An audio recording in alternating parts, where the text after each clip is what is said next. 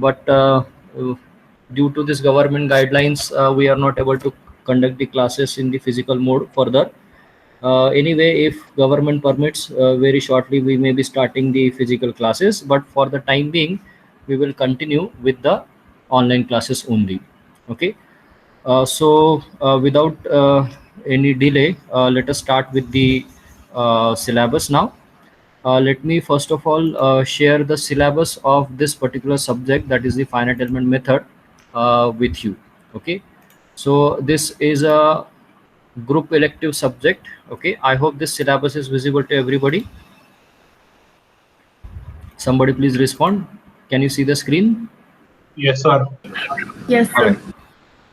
So this is our syllabus. So basically it is having 4 course outcomes.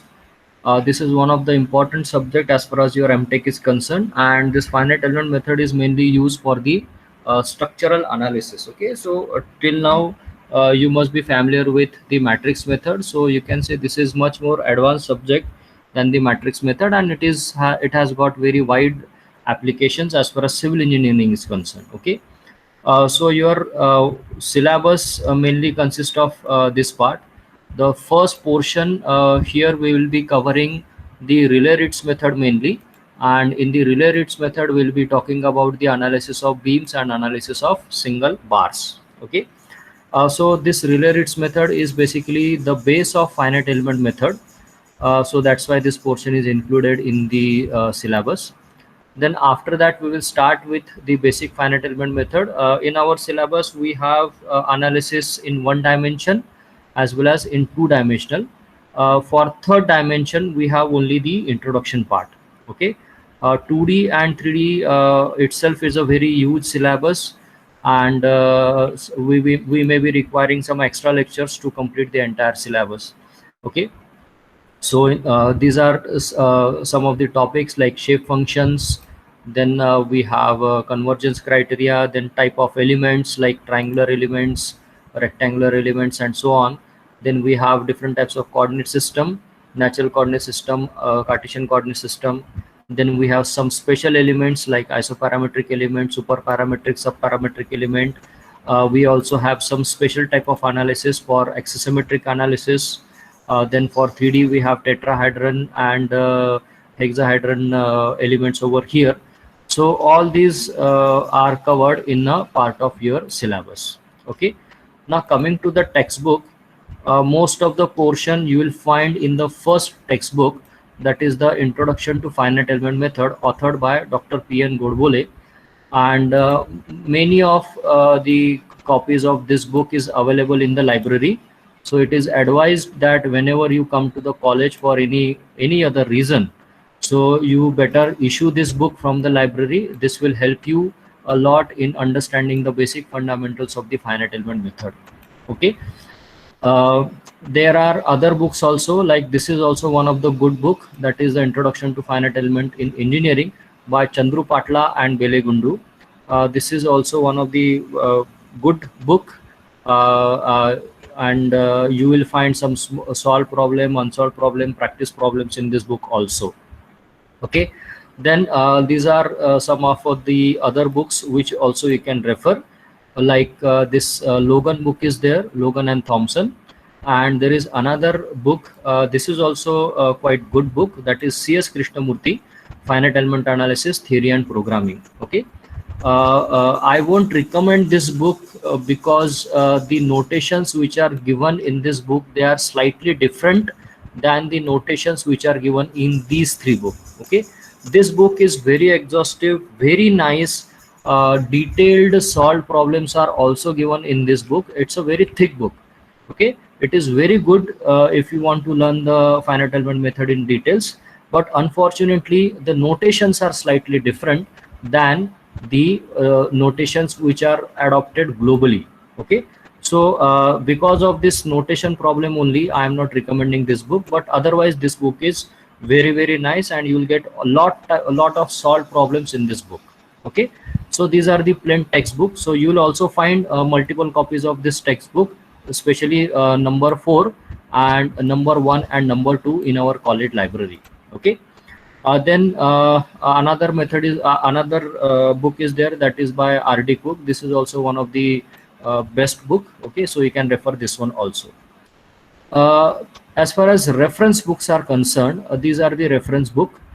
See, this finite element method. This method was derived, or you can say, this was developed by Dr. O.C. Zienkiewicz. Okay, so he is the father of this finite element method.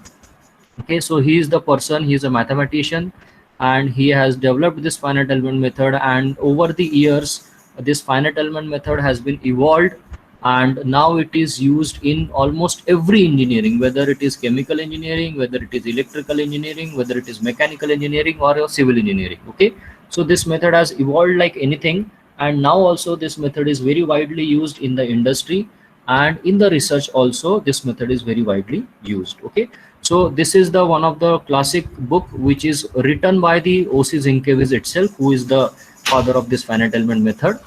And there is another book by C.S. Desai and Abel.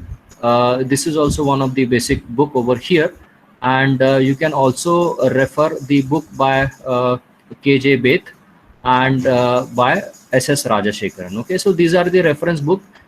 You can refer this book if you want to go in details of finite element method as far as mathematics is concerned. Okay, the whatever background mathematics is there, that can be covered over here, but as far as application part is concerned, most of the application part is covered in the main textbook, and which will also cover major portion of your syllabus. Okay, apart from this, I also have some of the books which are available in a PDF form, and I'll be sharing these books in the Google Classroom shortly. Okay, I'll be also sharing the syllabus of this subject in the Google Classroom also. Okay, so this is the basic introduction of syllabus of your finite element method. Again, this is a group elective. It has got a credit of 4. Okay, so we'll be having classes per week, that is 4 classes per week, because of the credits are 4 over here. And this is more or less mathematical subject, so sometimes you may find it boring, but this is very interesting, because in the practical life problem, this method is very useful in analyzing the very complex structure. Like, for example, if you have seen the flyover of your birdie. Okay, so in birdie, if you notice the piers, so piers, they are having a very different shape. Okay, something like mushroom shape kind of a piers are there. Okay, so you cannot analyze this kind of shapes or this kind of piers using maybe a STAD or maybe a SAP. It will not be justified properly. Okay, so whenever you use any finite element package like ANSYS is there, or Abacus is there, even SAP is also nowadays having better facilities. So if you use this method to analyze such kind of complex shapes, then you will be getting the correct stress analysis using this finite element method. Okay, so apart from like your regular beams, bars, and where you are going to get the shear force and bending moment, this is one step higher, and you will be in a position to get the stresses and strain and so on. Okay, using this finite element method. So I hope this is clear to you. Okay, let me start a PPT now. I have one very small PPT which is prepared. For some reason I have prepared this. So is my PPT visible? Somebody please respond.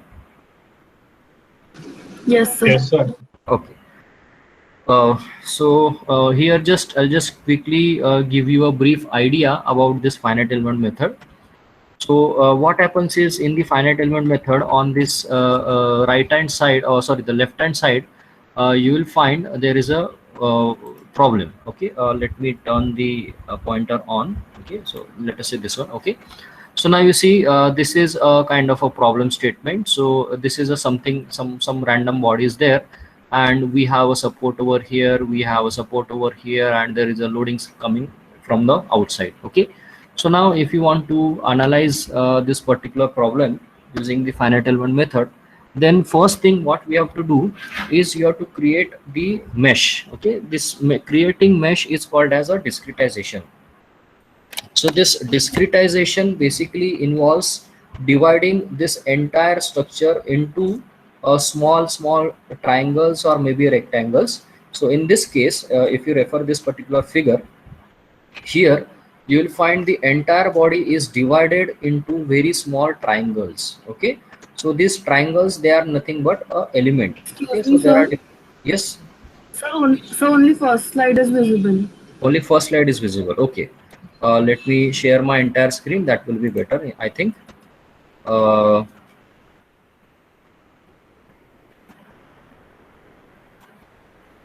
okay, let me share my entire window. Okay, I hope it is visible now.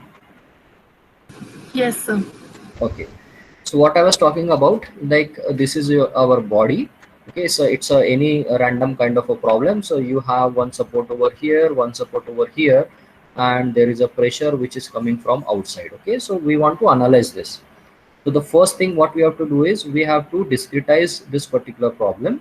And discretization means what? We have to divide the problem into very small elements. So here you can see in this picture, the elements are triangular in shape. Okay, so this is what we call it as a triangular element. Okay, so once you have discretized this, you have to find out the elemental properties. So there are different types of elements that we will see in the coming lectures. So once this is discretized, you have to find the elemental properties, and in the elemental properties, the first thing we have to find out is the displacement field. Okay, so this displacement field, I'll also explain it sometimes later. So basically, displacement field is a relationship of displacement from one point to the another point. So this has to be established using the shape functions. Okay, so these are the shape functions n1 and n2. Okay, so once everything is done, what ultimately you are going to get is a regular stiffness matrix. Okay, so your stiffness matrix will be having notation, let us say k, and this x will be your unknown displacement, and this r will be your load vector. Okay, I think you have already seen this kind of equation, that is the stiffness equation, in the matrix method, isn't it? So the same kind of equation is developed at the end of the problem, and we have to solve this particular problem, and then you are going to get the x. So x is the unknown displacement, and once the x is known, you can get the strains. Okay, because displacement, if you talk about displacement, if you take the displacement value as u, then in that case the strain will be nothing but du by dx. So once the displacement is known, you can get the value of this strains. Okay, that is du by dx. If the strain is known, you can get the value of stress, because the stress is what? Strain multiplied by modulus of elasticity. So this is going to give you a stress. So once the stress is known, you can get the value of force also, because if you integrate the stress, you are going to get the force. Okay, so if you have one body, and if you are going to get the variation of stress across the body, so you can integrate that particular thing, and you can get the force also. And if the force is known, you can also calculate the bending moment also, because bending moment is what? Force multiplied by the lever arm. So accordingly, my point is, if you know the unknown displacement, if this unknown displacement u is known, you can get strains, stress, force, and moment, and so on. Okay, so if you make a mistake in calculation of the unknown displacement, the entire further calculation is going to get affected. Okay, so when you are using finite element method, if you use a discretized model, you are going to get the displacement at various points, and ultimately you will be in a position to get the stress distribution. Okay, now, so this is a brief idea about the finite element analysis. Now, using this finite element analysis, you can have n number of analysis. You can go for n number of analysis. In our syllabus, we will be going only for the static analysis, where the load is not changing, load is constant, your structure is constant, it is not subjected to any kind of loading apart from the static loading. Okay, so let us say, for example, there is a simply supported beam, and in that simply supported beam there is an external load. So load is not changing, your body is stationary, so everything will be static. So only this part is covered in our syllabus. Okay, but just for information, we can have different type of analysis using finite element method. Like we can go for dynamic analysis. So in dynamic analysis, what will happen, your damping will come into picture, your inertia effect will come into picture. So many things are there, so that will be covered in the dynamic analysis. We can even have a harmonic analysis, we can have a fatigue analysis. For electronic side, we can have the electromagnetic analysis also. Even the variation of temperature can also be measured using this finite element method. We can also have the seismic analysis using the finite element method. Okay, but in our syllabus, it has got a limited scope of the static analysis only. Okay, so this is a very small list. If you refer the applications of finite element method in engineering, if you Google it, you will get a very large list where you can perform different kind of analysis as far as this FEM is concerned.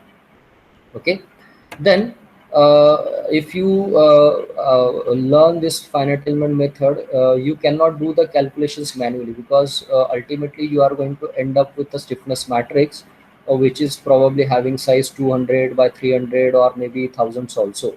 So it is really impossible for us to solve a bigger size problem using the finite element method. Okay, so you have to use a software for this. Okay, but in order to understand the software, you should know the basics. Okay, so that's why we are learning this finite element method. Fortunately, in our syllabus we have a practical also, and so that if we can solve the manual problems and we can solve the same problem in the practicals, so that you can just correlate what is going behind the softwares. Okay, so there are very famous softwares which are available, which are developed based on the finite element method. Like ANSYS is there, Abacus is there, SAP is there, Lusas is there. So all these softwares, they have a basic of finite element method. Okay, so depending on the features, we can have different types of analysis, like structural analysis, where we can go for static and dynamic analysis. We can even go for thermal analysis, whether it can be a steady state or it can be a transient analysis. We can even analyze the fluid flow problem. We can even analyze the electrical problem, magnetic problems. Then many things are there. Okay, so these are some of the features which are available in ANSYS. Similar kind of features are also available in other softwares which are also having the finite element method background. Okay, these are some of the features of the software, so we won't be discussing this much. uh, yeah, now coming to the elements. Okay, so we have different types of elements, and every element has got a different purpose to serve. Okay, so in our syllabus we have 1D element, we have a 2D element, we also have a 3D element. Okay, so we will be covering most of the elements as far as 1D and 2D is concerned. But for 3D, the calculations becomes very enormous. So we will be covering only the derivation part, and I'll explain you how the problem is solved in 3D, because practically it is really not possible for any of us to solve the 3D problem manually. Okay, so like for 2D problems, we have different shapes. One basic shape is triangular shape and another shape is your rectangular shape. So if you refer this particular figure which I have shown you earlier, so here you see the entire body is divided into triangles. Okay, so if you want, you can divide this entire body into rectangles also. This is called as a mesh. Okay, so we can have a triangular element or we can have a rectangular element. In the triangular element, the basic element is three noded triangular element. So three noded means what? This is one node over here, there is another node over here, and there is another node over here. So this is one of the basic two-dimensional triangular element over here. So this is having a very basic features, and whatever results you will be getting, that won't be having that much accuracy. Okay, so in order to have the detailed results, more accurate results, we can go for triangular elements, but we can go for six nodes. Okay, so this, the difference between three node and six node triangle is there are three more nodes which are inserted at the center of each side of the triangle. Okay, so this is a six noded triangular element, and this is a much better element as far as this element is concerned. Okay, so if you want, in place of triangular element, you can also have the rectangular element, which are also called as a quadrilateral element. So in this quadrilateral element, there are different types. So this is four noded rectangular element where you have the nodes which are there at the corner of each and at the corner of the rectangle. If you want to have the detailed analysis, you can even have the eight noded rectangular element, or you can also have noded rectangular element. This ninth node will be there at the center. Okay, I have not shown it in the figure, but if you see right now, so I have kept my cursor at the center over here. So this will become a nine noded rectangular element. Okay, so this is also going to give you a greater or more accurate results. As far as 3D is concerned, we can have a tetrahedron. So this is kind of a triangular pyramid. Okay, so pyramid usually have four sides. So you can just imagine that there is a pyramid of us having size only having three sides. Okay, so this is a four noded tetrahedron and this is 10 noded tetrahedron. So definitely this 8 noded sorry, the 10 noded tetrahedron is having a better feature and it is having more accuracy as compared to 4 noded tetrahedron.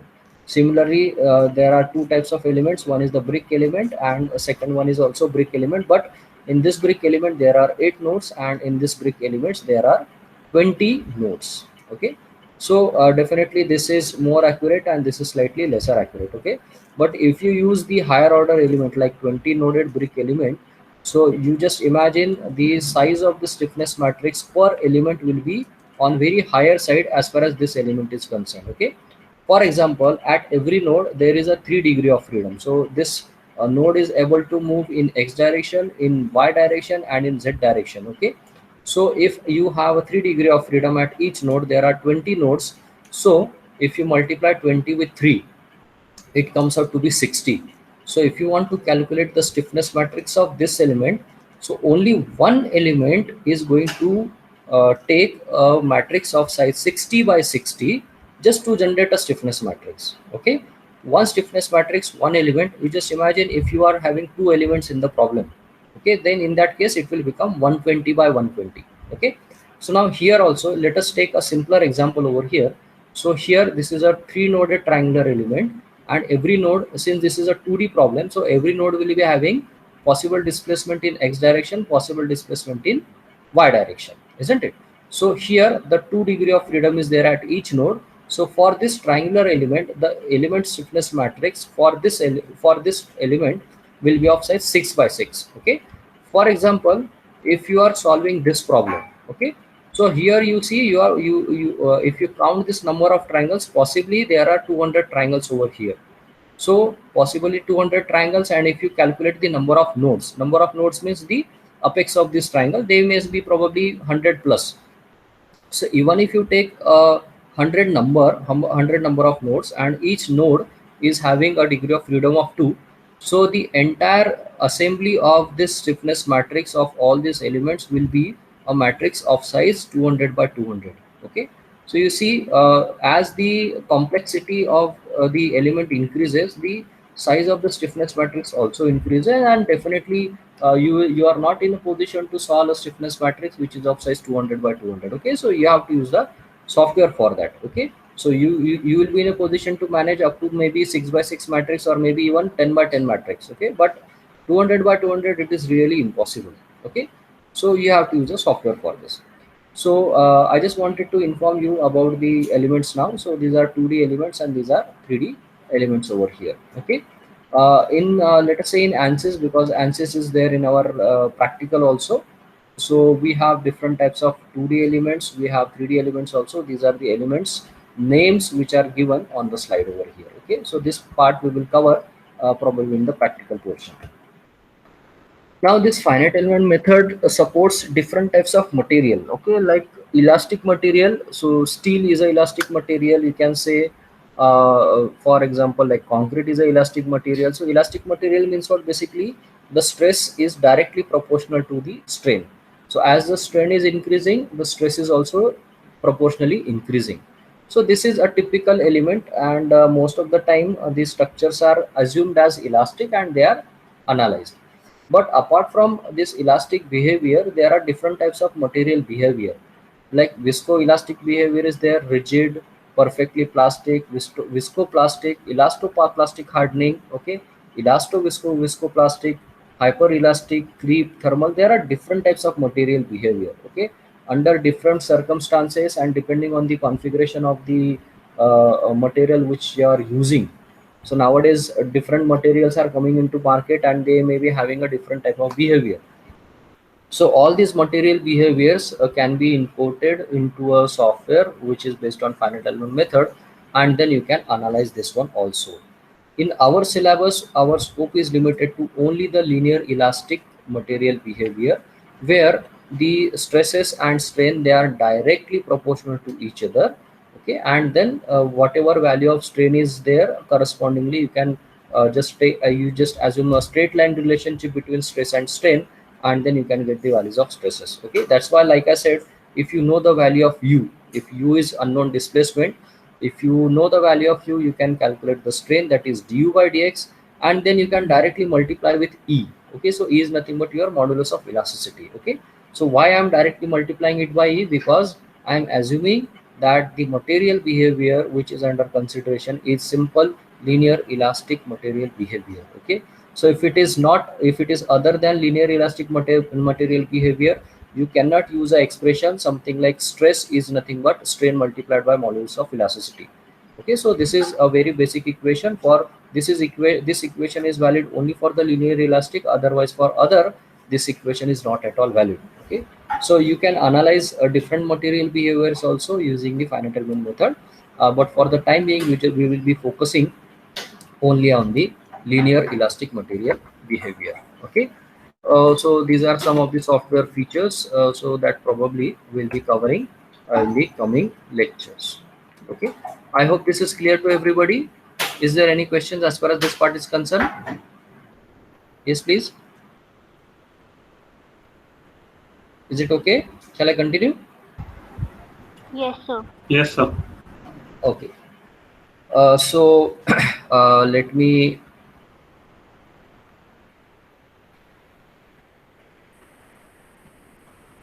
show the introduction part. I hope this slide is visible to everybody.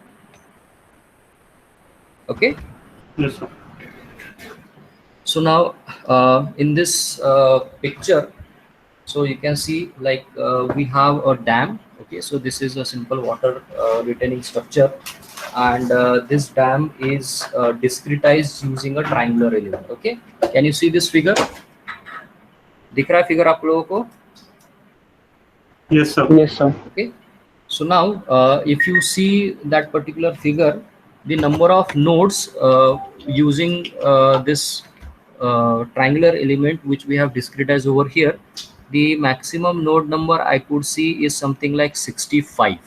Okay, so this 65 is the node number of nodes for this discretized structure, and if the degree of freedom at each node is, let us say, 2, so in that case 65 into 2, that comes out to be roughly 130.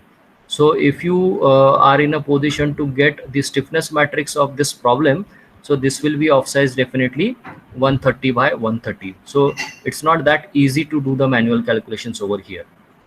Okay, let me just quickly tell you the steps which are involved in the finite element method. Okay, so there are basically 6 different types of steps which are involved in the finite element method. Okay, so let me just quickly tell you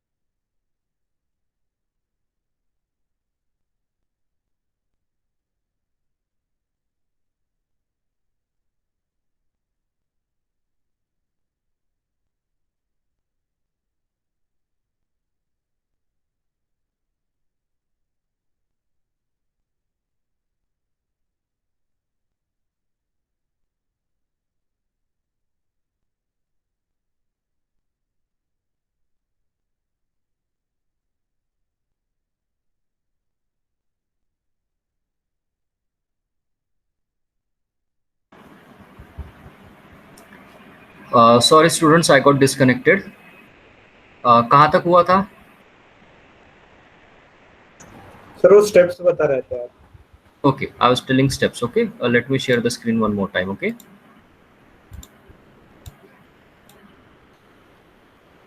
Okay. I hope my screen is visible now. Okay. Yes, sir. So I was telling you the steps. So the very first step is the discretization of the structure. Just for sake of better understanding, I was trying to explain with the help of this note 1. And let us say I want to analyze this beam. Okay. So this beam can be analyzed as a 1D problem. It can also be analyzed as a 2D problem, and it can also be analyzed as a 3D problem. Okay. So now let us try to discretize this as a 1D element. Okay. So if this is a beam, so what I can do is I can discretize this as a 1D, something like this. Okay. So you have something like this. You can have one element over here, one over here, and one over here. Okay. So this is what is discretization has to be, how the discretization has to be done for 1D. So here you may be having this as node number 1, this will be node number 2, node number 3, node number 4, node number 5, and you can call this as element number 1, this is element number 2, this is element number 3, and this is element number 4. Okay. So if the degree of freedom at each node, let us say this node is having only one degree of freedom over here, so your stiffness matrix K will be having 5 by 5, because there are 5 nodes, so only one degree of freedom, so you'll be having a stiffness matrix of size 5 by 5. Okay. Imagine that this is a 2D problem. Okay.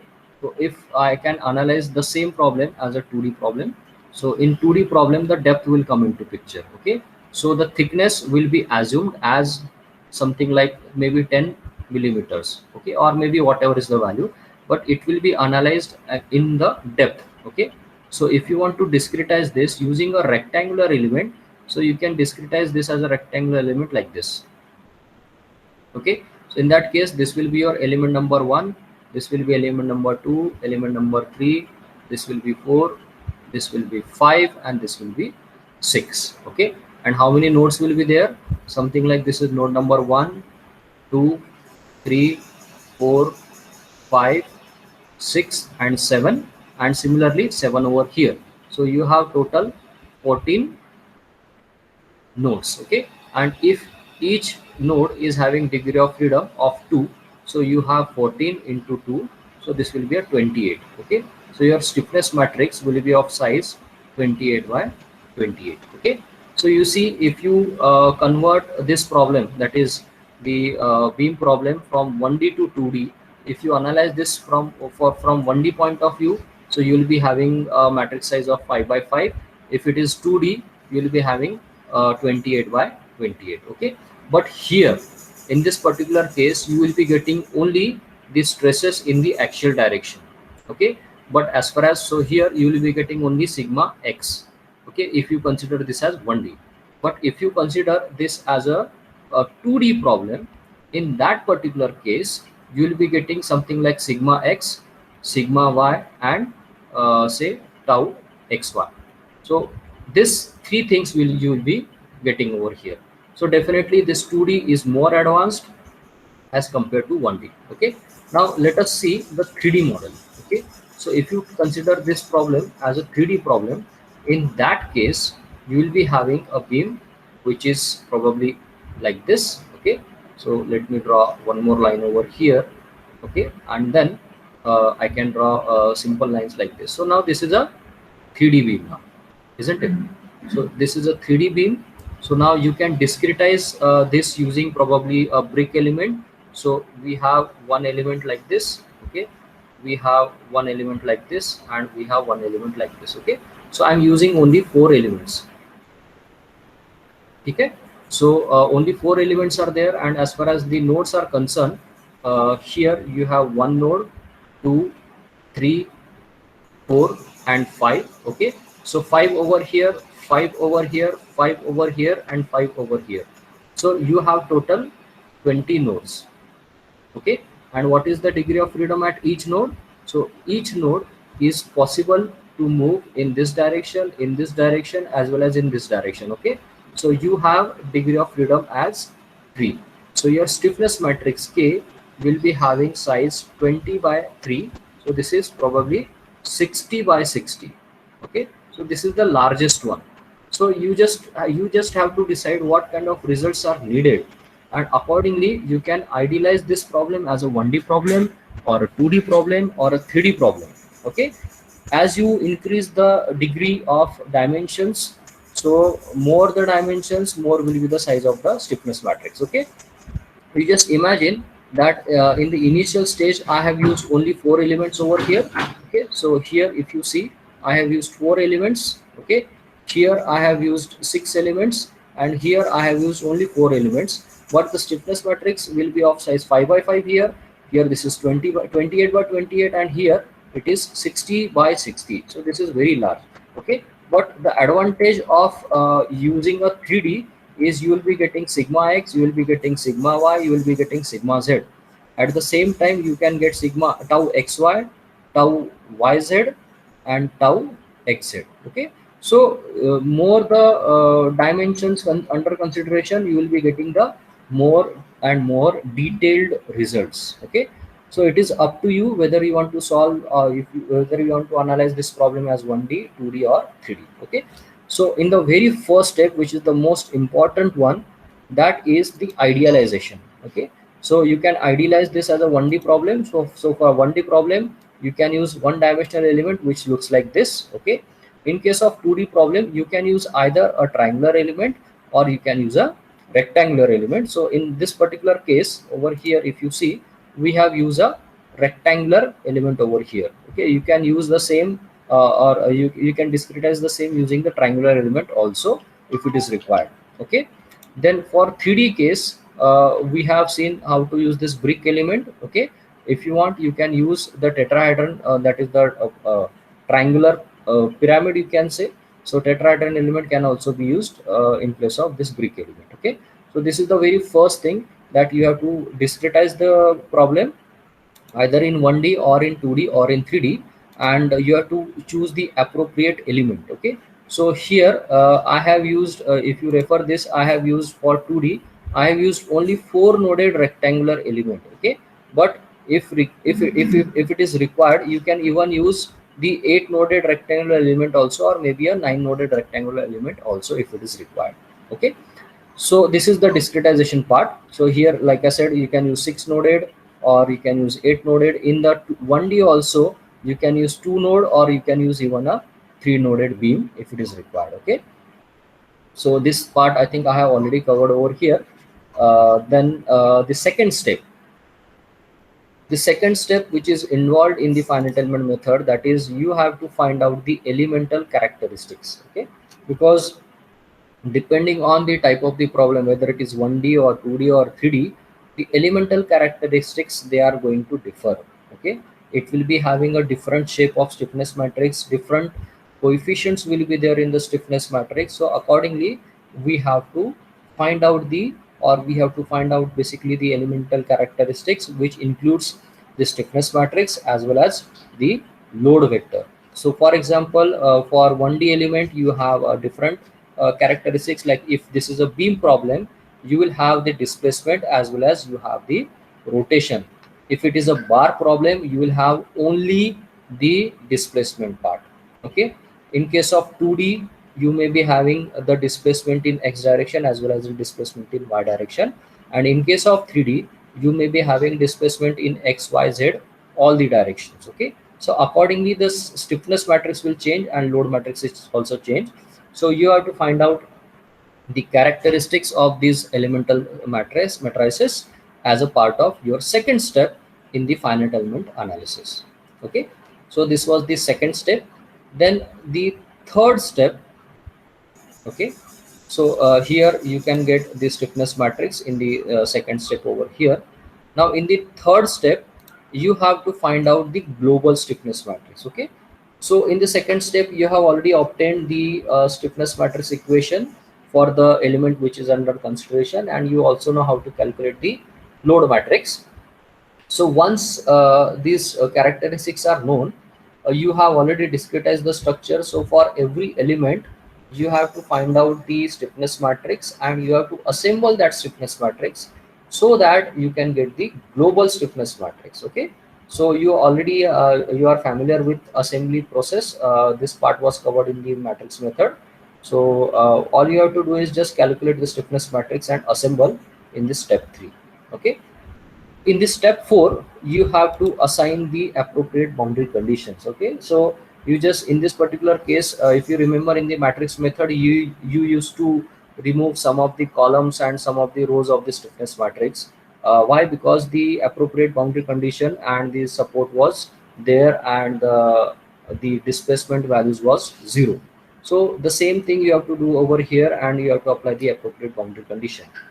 And in the next step, that is in the 5th step, you just have to solve the global stiffness matrix. Okay, so whatever size of the global stiffness matrix is there, after deleting some of the rows and some of the columns, after applying the boundary condition, so that stiffness matrix has to be solved, and then you have to get the unknown displacement. Okay, so this is your step number 5. Step number 6, this is the last step and this is an additional step. Okay, so this is not at all required. So this is basically required only if you want to see a specific output. Okay, in that case only this additional calculations has to be done. So in this additional calculations, once the unknown displacements are known, okay, in the 4th step, you can calculate the stresses or maybe a strain or maybe a forces or maybe a reaction. So all these calculations are done in the step number 6. Okay, so again I am telling you this is an additional step and it is required only if appropriate output is expected from the problem. Okay, so these are basic 6 steps which are involved in the finite element method. If you refer any of the standard textbook, either you will get only 5 step or maybe 6 steps. Okay, in some books the entire thing is covered in only 5 step, because some books what they do, they combine this one. Okay, the last one is generally combined. Okay, but in general all the steps are required. Okay, you cannot skip any of the step and you have to follow the sequence of the steps. So very first thing is you have to discretize. Second is you have to find out the stiffness or the elemental characteristics which involve the generation of the stiffness matrix and the global force vector. In the 3rd step you have to find out the global stiffness matrix. In the 4th step you have to apply the boundary conditions, and the 5th step you have to solve the unknown you have to solve the equation for the unknown displacement, and in the last step, that is 6th step, you have to calculate the this, that is the additional calculations, whether it is reaction or maybe any of the output parameter which is requested in the problem. Okay, so these are the 6 basic steps which are involved in the finite element method. I hope this is clear to you. Yes, is it okay? Somebody please respond. Yes, sir. Yes, sir. Okay, good. Now I just wanted to show you a few things, like all of you are familiar with the RCC design, isn't it? So if I talk about the RCC design, so let us say I have a straight line over here and I am going for a simple strain diagram. Okay, so your strain diagram is like this. Okay, so if you take a beam which is simply supported over here, and if I take a section over here, so you will be getting a strain diagram over here. So here you will be getting a compression and here you will be getting a tension over here. Okay, so now when I talk about the working stress method, so in the working stress method, so let me write down over here. So this is working stress method, that is WSM, very commonly known as WSM. So in the working stress method, what is happening is that the distribution of stress strain, it is considered as linear. Okay, so if you draw a strain diagram, or sorry, the stress diagram over here, so here it is assumed the stress diagram and strain diagram will be exactly same. Okay, so this will be your sigma c and this will be your sigma t. So this is usually when I talk about RCC, it is drawn like this. Okay, and it is drawn like this. So this will be your T and this will be your C. Okay, and this is nothing but your lever arm. Okay, so how this C is calculated? So C is calculated. This is sigma CC over here, and this is the length over here. And basically what you are going to do is you are going to calculate the area. So we are going to calculate the area under this particular triangle, and this area is going to give you a value of C. Okay. Now ये कहाँ से आता है? So this comes from finite element method. Okay. So here we have to just analyze the problem, and then you can get the value of stress over here. Okay. Now this is your limit. This is working stress method. If you refer the same diagram for the limit state method, so in the limit state method, it is considered like this. बराबर है ये? Okay, Yes, so sir. this is tension Yes, sir. and this is compression. Okay, so ये कहाँ से आया तुम्हारा? ये diagram कहाँ से आया? So this diagram is exactly reverse of this. Okay, here we have strain. Sorry, this is strain, and this is we have stress over here. And if you do a concrete testing, you will get a curve like this. Okay, so here the basically the stresses and strain, they are initially what you can say in a straight line. Okay, so wherever there is a strain, so if you calculate a strain over here, and this is a proportional relationship. Okay, but after some time this curve is going like this, so the same curve is reflected over here. Okay, so here this is your limit state method. So this has to be obtained, and then this area under this particular curve is already given. The equation is already given in the IS code, and then accordingly you can get the value of this C. Okay, but this is valid only for the concrete. For nowadays, if different materials are coming, okay, in that case what you will do? So there is no standard method available. So what you can do, you can use a similar kind of a technique, but in that case you should have what is the stress diagram over here. Okay, so unless and until you get an appropriate stress diagram, you won't be in a position to calculate the bending moment, isn't it? So in order to get this diagram, you have to go for the finite element analysis. Okay, without finite element analysis you won't be able to get this correct diagram. Maybe you can assume like this. So in the working stress method it was assumed a straight line, but in case of limit state method, now the actual the stress strain curve is taken into consideration, and because of this the designs are now more economical and more realistic. Okay, here you can see how much the stress strain curve, how much portion of the stress strain curve was missing in the working stress method, and in the limit state method full utilization of the material properties is considered. Okay, so unless and until you do the stress analysis correctly, you won't be able to get this particular diagram, and you won't be able to design it in a proper way. Okay, so that's why this finite element method is very, very important. Okay, and soon we will start our regular teaching. Probably in the coming class we'll start with the relay rates method, which is the basis of this finite element method. Okay, so I think we can stop over here, because this is an introduction class. I have already covered most of the introduction part till now. Okay, do you have any queries? Please let me know. Yes, any questions, please?